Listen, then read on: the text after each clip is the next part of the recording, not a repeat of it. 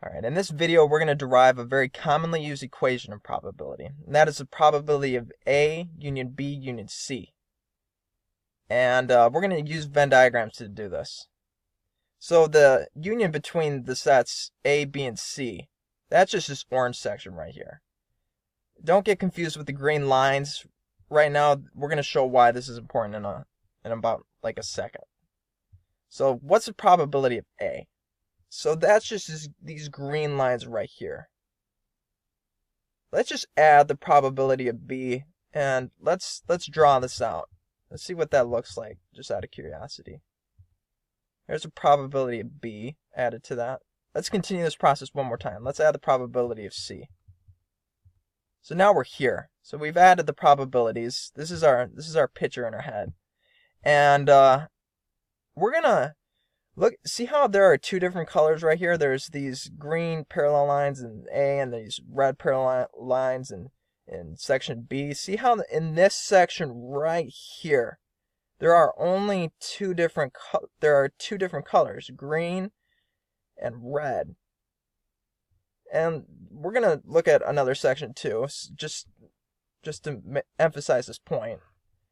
There are purple lines here in C, there are red lines in B here, there are green lines in A here. In this section right here, there are three different colors. So let's label all these sections. There's one right there. There's two. Now I'm jumping ahead of myself right there. So I forgot to do C.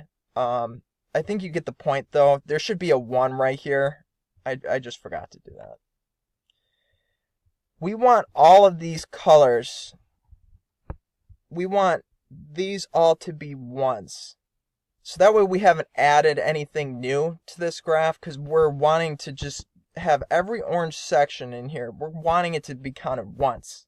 So that way this equation works. So how do we do that? Let's subtract the probability of A intersection B. And this is what this is going to do is it's going to make this a 1 here. See this, the intersection of A and B right here? So this 3 minus 1 is going to give us a 2. This 2 minus 1 is going to give us a 1. And we just include the intersection for this part right here. And this will make sense later on. We're going to do this a couple times, so hopefully it's going to make sense. Let's do this now. So that looks a little more like what we want. We want all these to be 1s. So now look at B and C, okay? We're going to subtract the intersection of B and C. See how these are 2s here? See the intersection of B and C? We're going to subtract this part once. We're going to subtract this part once. So now we're at this point in our equation. We're really close to getting them all once. Let's do this process one more time. Let's do A and C. Let's subtract C and A, the intersection between sets C and A. See this 2 here? We're going to subtract 1. See this 1 here? We're going to subtract 1, so that gives us 0.